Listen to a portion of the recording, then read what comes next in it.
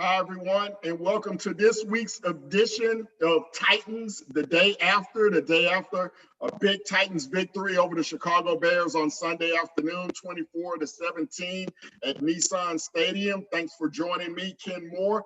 Got my partner, Titan Upload, joining me on the podcast here today. Thanks, man, for joining me. I appreciate it. Welcome to the second edition of Titans, the day after. How's it going? Hey, Ken, thanks for inviting me, and always excited to talk Titans, especially coming off a big win and huge game with the Colts coming up, and it's right around the corner, so can't wait. All right. Well, you're the veteran of this. People just now joining my channel. Let them know how they can reach you. Sure, you can find me in Titan Upload on YouTube, Twitter at Titan Upload 27, same as Instagram, and yeah, that's pretty much it. And Facebook too, you can Titan Upload. So All right. good to be here, man. And Good to be of here. course, for me, guys, you can find me at Kmore Sports right here, and then as well on Twitter at Kmore Sports and on Instagram at Kenmore Sports. Please do me a favor, hit the subscribe button, hit the like button, leave some comments for Titan Upload and we will respond to your answers once we drop the video. But for now, we're going to get into talking a little Bears and Titans recap.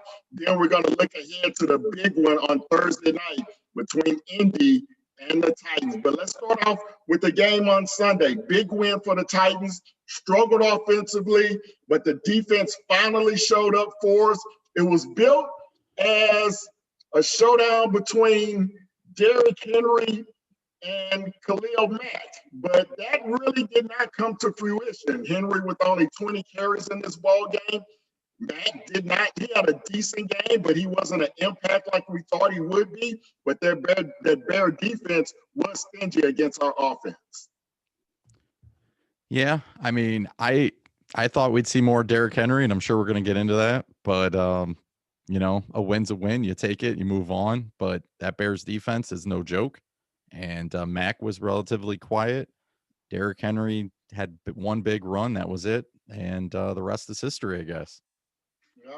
Well, we're going to get into kind of break this game down. We're going to look at the good, the bad, and concerns, any concerns that we have. We're not going to do the ugly. We're going to try to keep it as positive as possible. We're going to start off with the good. Obviously, the defense had a great game on Sunday. The defense was finally able to get off the football field, holding the Bears to only 2 of 15 on third downs. The Titans did give up 3 or 4 fourth downs, including a fake punt. But all in all, it looked like a great defensive effort from the ball game. Who were some of the guys that stood out for you on the defensive side of the ball? For me, it was Daquan Jones. I think we've been waiting for Daquan Jones to step up. He had a really good season a couple of years ago, then got hurt at Indianapolis and just hasn't been the same. But it's nice to see somebody that's going to be able to help out Simmons. And it shows you how big of an impact he can be in these games because I thought he wasn't the game changer like Simmons, but he's Robin to Batman, right? So we just need him to do his role, do it well, and I think everything else can take care of itself. But heck of a game from Daquan Jones. Yeah, he had a tremendous ball game. A couple of guys that stood out for me was the second-year guy in the secondary, number 39. I didn't even know who he was until last week against Cincinnati, Breon Borders, and I have to be cautious not to call him Blake Bortles because their names are so similar. But Breon Borders, 9 tackles, 7 solo tackles in the ball game. For a guy that hasn't played much in game situations, I thought he did an outstanding job on Sunday. Yes, I mean, he was the leading tackler for a while. And you're like, where's these guys at? Where's Brown? Where's Evans? It was yeah, I was gonna say Bortles, but it's again, he's not a guy that we're supposed to play at the 2 spot, right?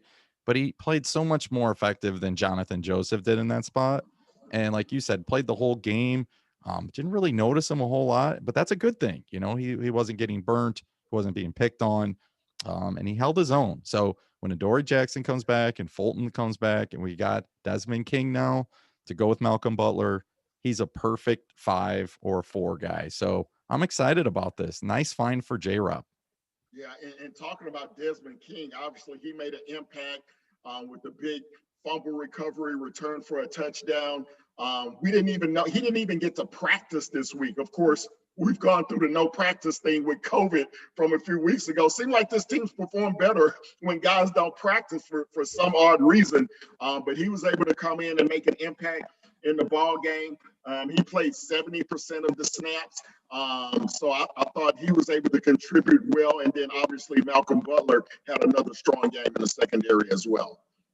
Yeah, I mean, the question that comes up, and I've heard Bears radio because I'm local in Chicago. It's the Titans don't get any credit for this win, by the way. It's all Yeah. because the Bears defense is not very good, or offense, I'm sorry. Right. And a lot of blame on Foles, a lot of blame on Nagy this week on Chicago radio. But I think the corners had something to do with that. Allen Robinson, I thought he could have done more if they would have threw the ball to him more. I mean, that's a really good receiver, and he's had his day against the Titans playing down in Jacksonville many, many times. Right. But I thought the guys did what they needed to do, Ken. They held their own. They made everything tough on the Bears. And the best thing the whole team did is third down, 2 of 15. Yeah. And looking at the defensive front, obviously Simmons had a big game. Daquan Jones had a very nice game. A couple of young guys were able to get in the game a little bit. Tart got some action. Of course, Derrick Roberson started at the other outside linebacker position. He played about 65% of the snaps. One guy we're really concerned about, not because of his production, because he's producing, but the amount of snaps. Harold Landry, last week against Cincinnati, 99% of the snaps. This week, 94% of the snaps. Where can we get some help for Harold Landry to get him off the field some? I am very concerned about him playing a full 16-game schedule. Well, Atlanta just released somebody, but it seems like most of the Titan fans and the Titans media is like, no thanks. But I don't know how you can say no thanks to anyone at this point. You cannot continue to dress 3 pass rushers. It's hurt Clowney. It's gonna hurt Landry. You're talking about Takk McKinley from Atlanta that just got released. Yeah, I am. I mean, I'm not going to overpay for him by any means, and I'm sure somebody will claim him like the Raiders because they seem to claim any number 1 pick. But again, you just can't keep rolling out 3 pass rushers. And one of the guys is Wyatt Ray, which, what'd you say, he got like 15% of the snaps? I mean, this is not 17. A guy that you can count on, you know? And if Landry goes down because he's overworked, I mean, we're in trouble. We're in legitimate trouble, especially if Clowney can't come back. Yeah. And yesterday, I think more so than previously, we went to a lot of 3-down lineman set. Our usual lineman, we'll have the 2-down lineman with 4 linebackers, and we'll play 5 defensive backs. We had three-down linemen a lot yesterday, with Tart and those guys getting some action. But I would not be opposed to Takk McKinley. I know it's another Atlanta Falcon. I know Beasley didn't work out. Jack Crawford has just been a guy. I mean, he really hadn't made an impact. He's been a body, but he really hasn't done anything. But this guy's a former number 1 pick. Apparently, a lot of teams were making trade offers for him, and Atlanta kept saying no until he went to social media and put all their business in the street, and then they finally decided to release him. So I would not be opposed to taking a flyer on the guy. We need some help. Yeah, we need a lot of help. And it didn't work out with Beasley, like you mentioned. It didn't work out at this point with Clowney. Those are 2 high-priced guys. Again, I figure somebody's going to claim him. Right. And but if they don't, the Titans got a great spot. I mean, he'd get playing time.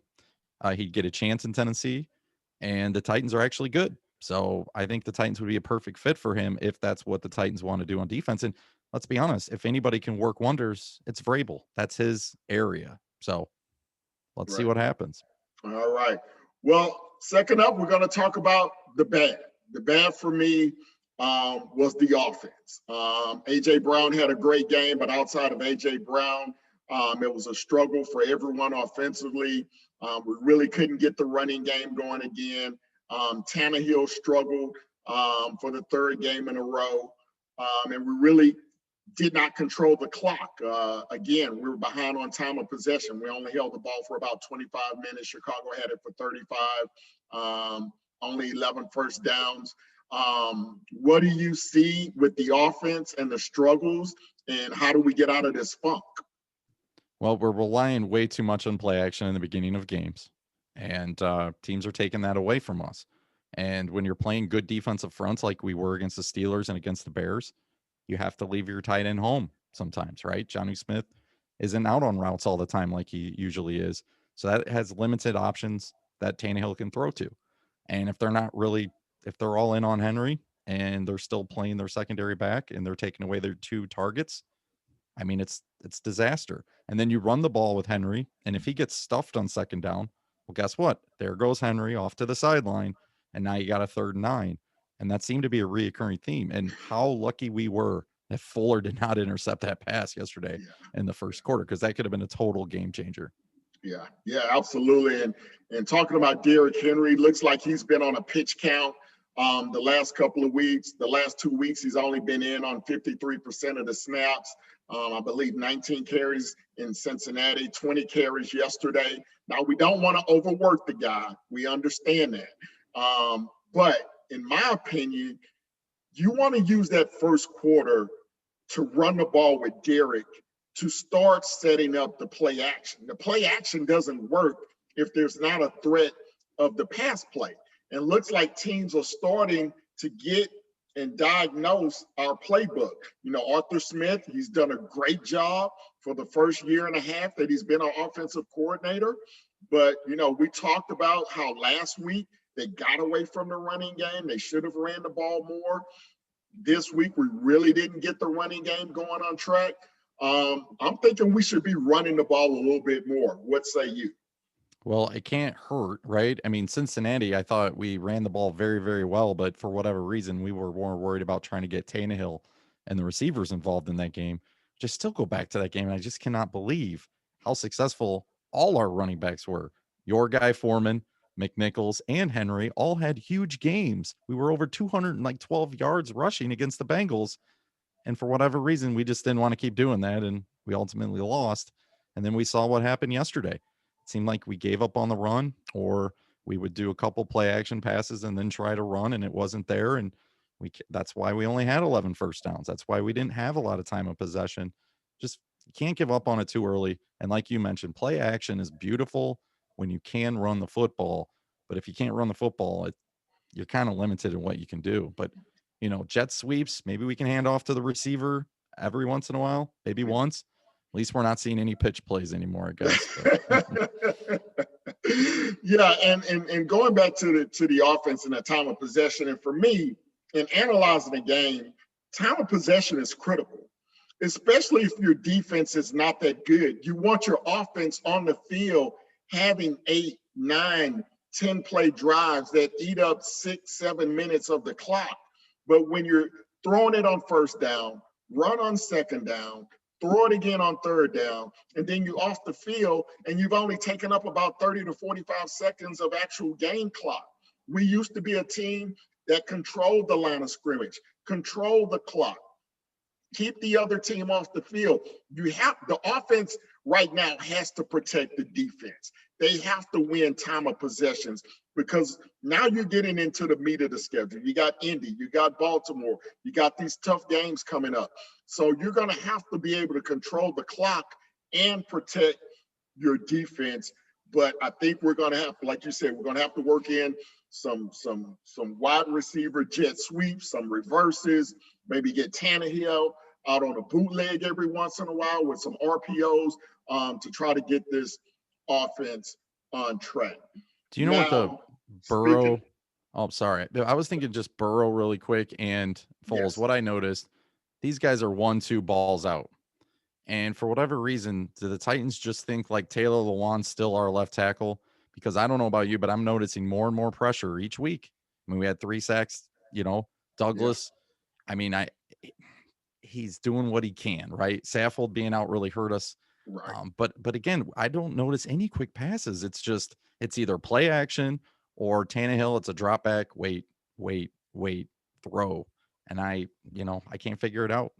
Yeah, and that's where Arthur Smith, I think, is going to have to expand. There's been a lot of talk, especially during our 5-game winning streak, about him becoming one of those candidates like an Eric Bieniemy for head coaching jobs next year. But I want to see his second act. He's done great in his first year and a half. Now that teams are starting to somewhat slow us down a little bit, I want to see what adjustments he makes in the game plan, some new wrinkles, some new plays, expanding the offense. We're great in the red zone. No one does a better job in the red zone than the Tennessee Titans. But between the 20s, we have to get a little bit more creative, because that 15-yard dig route on play action pass to A.J. Brown, yeah, that's going to work 2 or 3 times a game, but it's not going to work 7 or 8 times a game, and you're going to have to dig into your bag of tricks a little bit more. Yeah, that's correct for sure. All right. Well, moving on to the concerning part. And what's concerning for me right now, kind of getting back to the offense, is Ryan Tannehill. Let's take a look at his numbers from the last 5 games. Now, his last 3 games against the Steelers, good defense. The Bengals, not so good defense. The Bears, a good defense. You see those numbers. 46 of 81, 648 yards, only completing 57% of his passes. Look at the prior 2 games against Houston and Buffalo. 74% completion percentage, 561 yards. Looks like he's struggling as the defenses are getting tougher. What are your thoughts? Taylor Lewan is my thoughts, right? Isn't that when Taylor Lewan went out? Yeah. Last 3 games he hasn't played. Yep. I think that's a big issue, because what's happening is he's getting more and more pressure. And I think Tannehill's just athletic and he's smart and he can get rid of the ball when he needs to. But at the end of the day, I mean, it really does limit how impactful you can be if you don't have that extra time. And that's why I think Arthur Smith's going to have to make some adjustments with Tannehill. Like you mentioned, get him out, get him outside the pocket.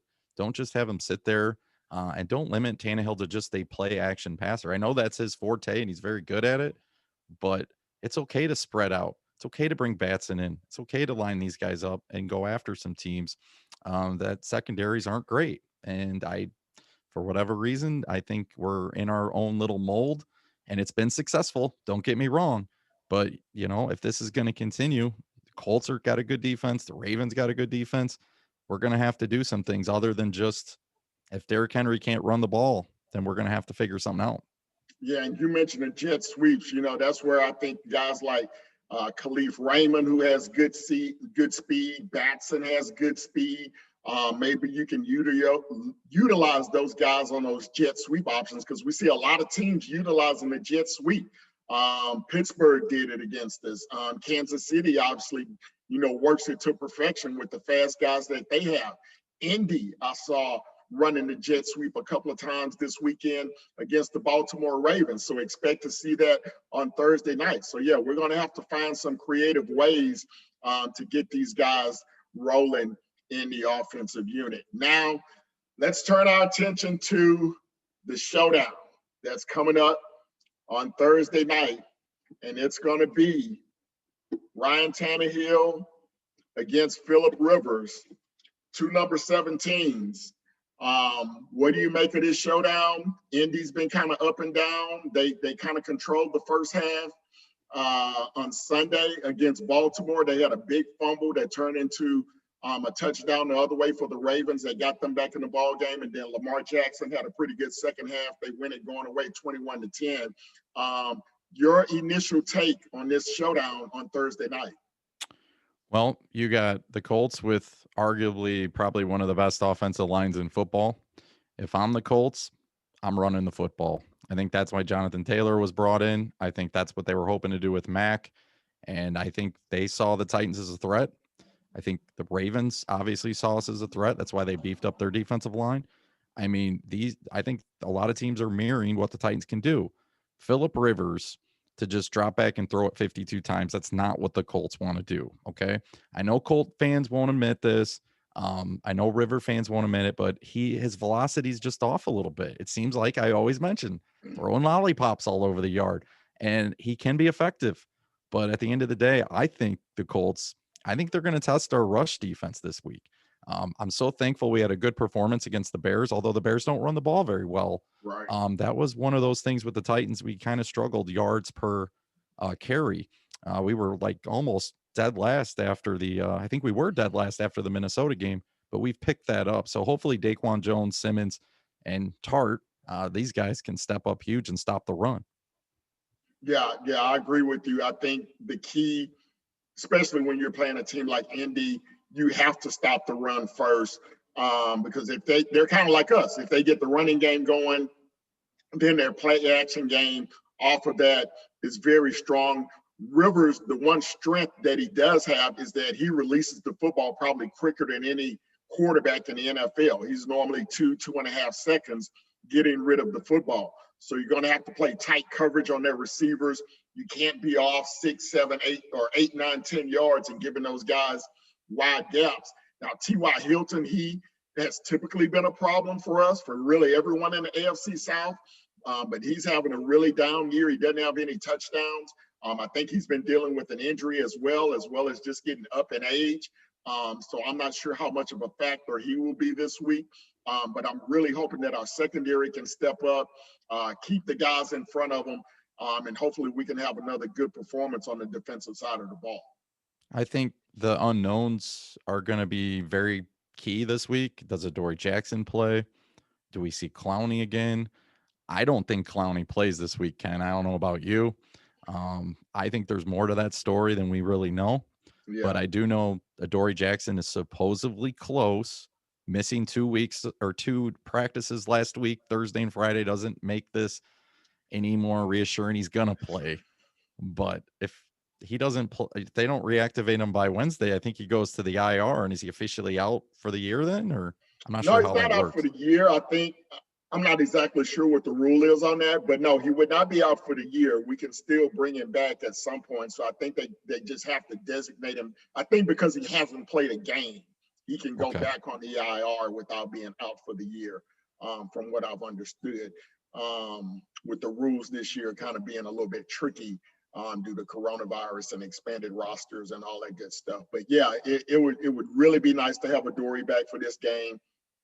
It would be wonderful to have Clowney back for this game. Maybe they're trying to save Clowney for the stretch run. Of course, after Thursday, we finally get a 10-day break, Yeah, that'd be for the nice. guys, which would kind of be like a mini bye, if you will, before they go into the stretch run, of the schedule. So hopefully those guys can get back defensively and really help us out and really add to what we already have. Now, looking at the offensive side of the ball, man, we got to establish Derrick Henry in this ball game against the Colts. The Ravens did a decent job rushing the football against them, but the Colts, they've been having a top 2 defense the entire year. They have Darius Leonard back, who's really been causing havoc. They have my namesake, Kenny Moore, in their secondary, who's a really good safety, and every time he does something good, I'm just shaking my head that a guy named Kenny Moore is playing well for the Colts. It really bugs me the wrong way. But offensively, what do you see that we need to do to try to pull out the victory? Well, we got to be patient with the run, like you mentioned. That's going to be the key. Can we run Buckner? You mentioned. I mean, Colts had the #1 defense for a while earlier in the year. They beat the Bears too. They beat the Bears in Chicago. I think they even beat them without Leonard. So the Colts can be a very good football team. But these 2 games with the Colts, if we do our business, and I'm sure you'll get to the schedules here in a little bit. But to put the Colts at 5 losses during the year, right? Because I think they've lost 3. So that would put them at 5 losses. Yeah, That could open the door for the Tennessee Titans down the road. So, I mean, these are huge games. And if it goes the other way, it could really put us behind the 8 ball. yeah, and we struggle with them at home for some reason. I mean, obviously we always struggle with them when they had Andrew Luck, but even last year we lose at home to them. I think in week 2 when the firework fiasco went off on the sideline, and of course we came back and beat them at Lucas Oil later in the year to kind of balance it out. But being a home game, I think it is a critical game, for us to try to win this week. And what I'm really looking for outside of the running game, yes, we have to get the running game going. But I want to see a game where we can get Corey and AJ Brown both going in the same game. We talked about it earlier. Seems like they've just been kind of taking turns. 1 week it's AJ, 1 week it's Corey. I would really love for us to find a way to try to get both of those guys intermingled. And also Adam Humphries, he's been out with a concussion, so we don't know if he'll be back this week as well. Well, I know the Colts usually play like a Tampa 2, and I think Mariota always struggled with that. They weren't going to give up anything deep, and I think Mariota, just the patience eventually would get to him, and he'd throw a throw, and it's like, where's he throwing it? And it's right to a Colt, and then there they go. You got to be patient, right? So you're going to have to dink and dunk down the field, just kind of like what we did against the Bills on defense. We made Allen work for everything he got, and then you're just going to hope he makes a mistake. And I am confident that Ryan Tannehill, although he hasn't played very well, I wouldn't say not to his standard, but he still made a dime to AJ Brown. He made a really good throw to Corey Davis down the sideline, but Davis, he dropped it. He should have caught it. But Trevathan was, he had his hand in there, but that was a perfect throw. You couldn't throw it any better.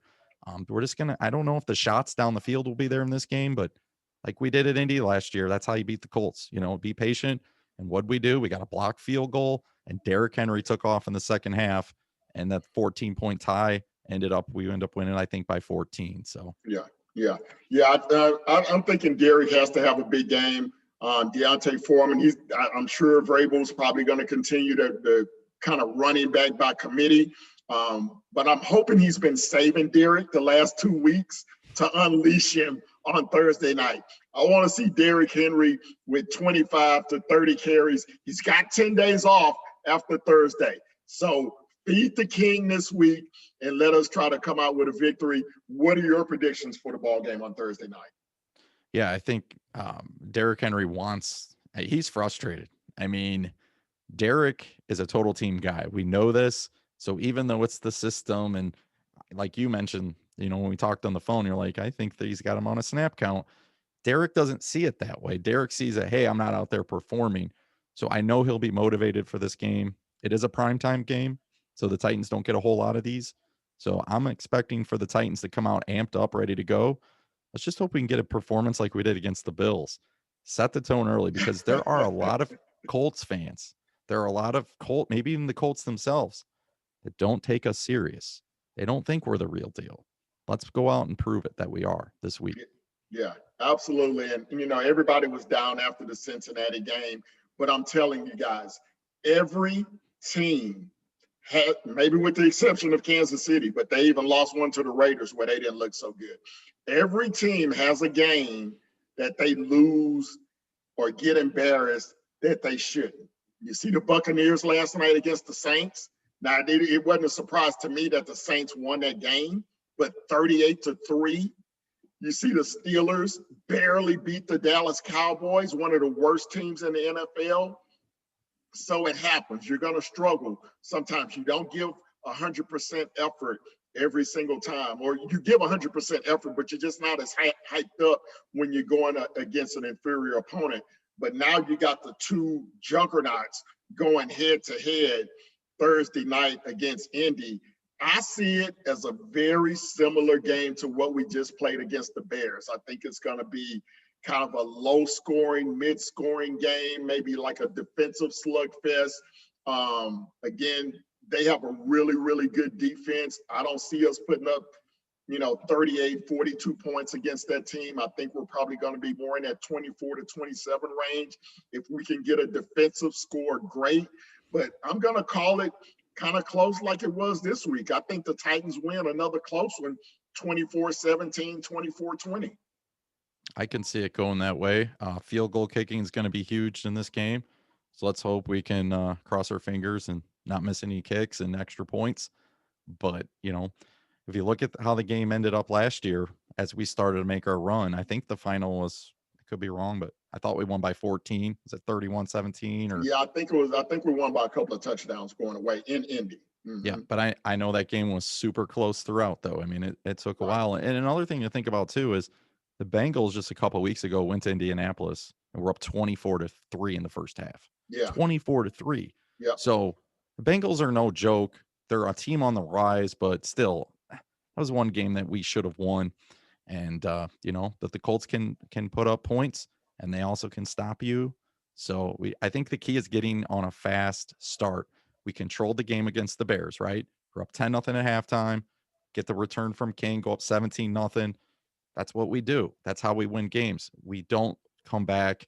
I mean, we can come back, but you know what I mean? We don't Right. play very well. We're down 24-7. It's hard for any team to come back. This team's got to get off to a fast start against the Colts. Yeah, absolutely. Well, speaking of that Colts game, it's going to be a huge game. We're going to take a look at how both teams look schedule-wise the rest of the year. Obviously, if the Titans can win this game against the Colts, we take really full control of the division. But looking at the schedule here, the next 3 weeks, you got the Colts, the Ravens, and the Colts, 3 games in a row. That's going to be the toughest stretch of the season. Then we have the Browns, Jags, Lions, Packers, and Texans to end it out. How do you see this season ending out for us? What are your predictions going down the rest of this schedule? Well, I think the next 4, we got to split.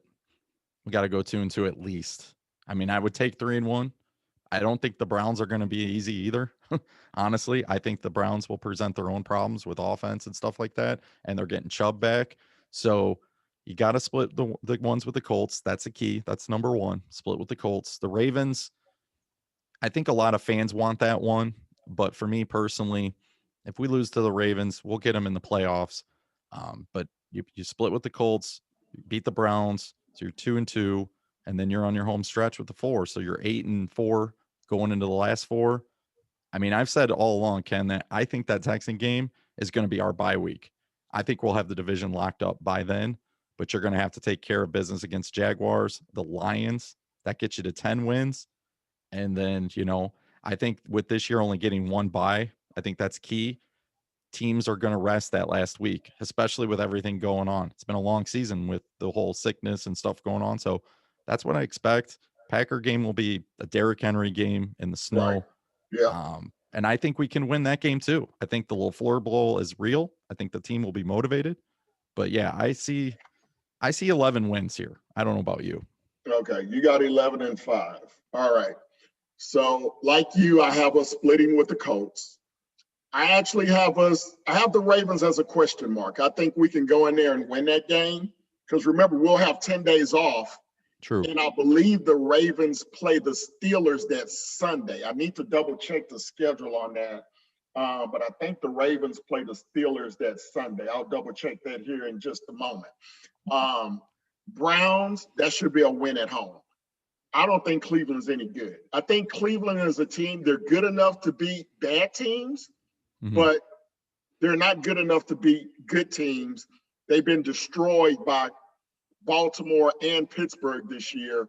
And if we're supposed to be a good team, I think we beat the Browns at home. Beat the Bengals twice. Exactly. Go to Jacksonville. We should win that game. It's a division game, but it's Jacksonville. Lions at home. The Lions, by that time, will be probably out of it, so we should win that game. And like you said, the Packers, that'll be a Derrick Henry and Aaron Rodgers game, just kind of depending on how the weather is and what the injury situations are at that time. I'll give the Packers the W there just because it's at their home field and it's on a Sunday night. So for me, we have 6 wins. So that would be 7, 8, 9, 10. Beat the Texans, 11. I think we got a good shot to beat the Ravens. I'm going to give us that Ravens game, and I'm going to give us a 12-4 record. I see 3 for sure wins, and I thought the Bengals were for sure win. So that gets us to 9. So that gives you Colts, Ravens, Colts, Browns, Packers. So that gives you 5 games to play with house money to build it up. So I think it could fall anywhere between 9, the very low, or like you said, 12. I think it's going to be in that. We can't go 9-7 again. No. It'll be like 15 years in a row that we went 9-7. Yeah. I mean, after last week, I thought 9-7 was back in play, but good thing we beat the Bears. But yeah, I honestly, I can see it anywhere between 9 and 12 wins, 9 being very low, obviously. Right. and 12. But I think I think the 9 would be a schedule, disaster. That would mean we go 3-5 down the stretch. that's true, but I'm just saying the gimme games, Right. Right. and then Right. the people that look at us in the media will say, well, besides the Bills, who have you beat? And I mean, you think about the Texans game was super close. The Bronco game was close. The Jaguar game was close. Lost to the Bengals, lost to the Steelers, although we made up late. But I mean, we were getting blown out at halftime. I think that's what they say, but I think we know this team. And you know what? We had a lot of injuries. AJ Brown missed the first few games after week 1. So I think we'll be poised for a nice little run here. And like you said, 12 is realistic. But honestly, if you're going to go very low end, there's no reason why we shouldn't win at least 3 of these, right? Yeah. So, Yeah. Absolutely. And I was wrong. The Ravens play the Patriots the weekend before they play us. So do they play the Steelers after us, though? let's see. Let me pull up Ravens schedule. They play New England next week. Then they play us. Then they play Pittsburgh on a Thursday. So they're going to have a tough stretch where they play Tennessee and Pittsburgh within a 4-day period, but they play us first. So They may overlook us then. But they I don't could. think that but I don't think they will after the beatdown they got from us last year. I think they circled us. Yeah. Yeah. All right. So all right. So let's take a quick peek at the Colts schedule. They got us, of course. They got the Packers sandwiched in between us at home. I think Green Bay wins that game in Indy. Then they got the Texans. They should win that one in Houston. They go to Vegas to play the Raiders, no crowd. They play the Texans again at the Steelers the same weekend that we're playing the Packers at the end of the season. And then they finish up at home with the Jags. So I see them splitting with us. That's a loss. I think the Packers is a loss. I think they win both games against the Texans. That Raider game, that's going to be interesting. The Steeler game, I don't think they go to Indy. I don't think they go to Pittsburgh and win, especially if it's cold weather outside with Phillip Rivers.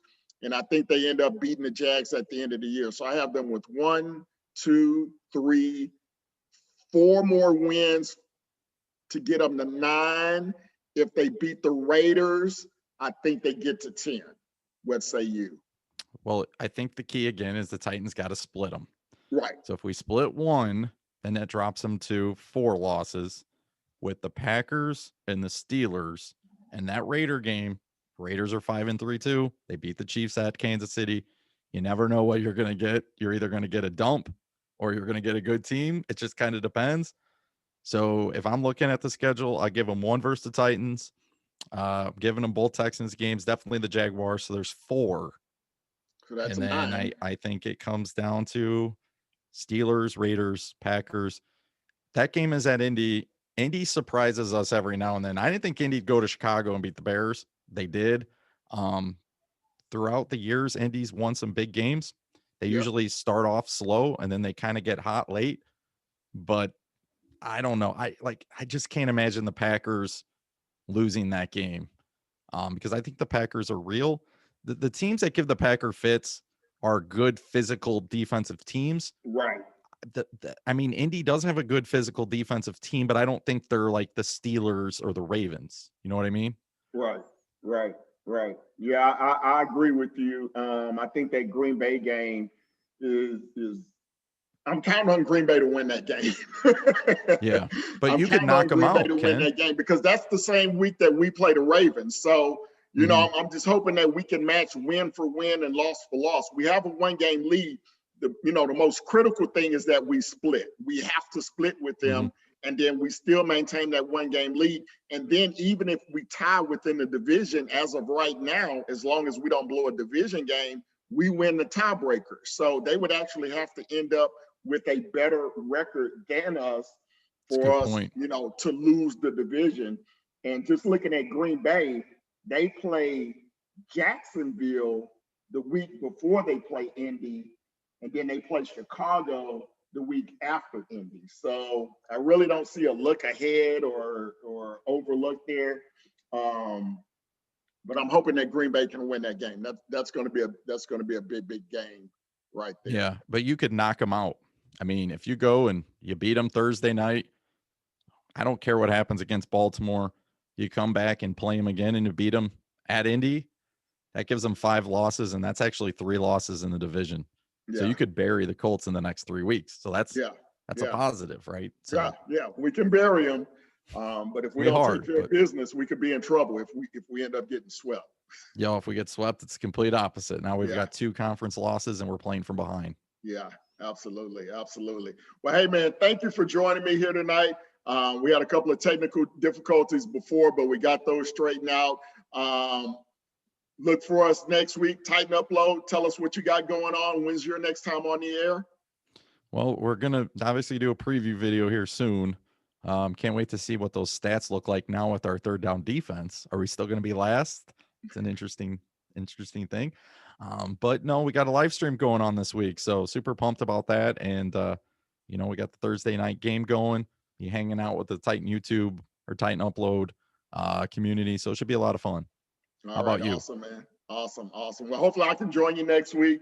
I can watch the game on TV Thursday night, so I'll be at home. And if you guys do any post games or whatnot, let me know. We will, for sure. And yeah, absolutely. And once again, check him out at Titan Upload. Go subscribe to his channel. Hit the subscribe button for me right now. Hit the like button on your way out, and drop some comments. I'll be answering all questions. And then next week, we may actually go live with the day after. We'll stay tuned for that. We'll find out. So He'll be going live. Thank you again for joining me. And thank you guys for participating as well with your comments and your likes and your subscribe. And we'll see you next week. And tighten up. Tighten up.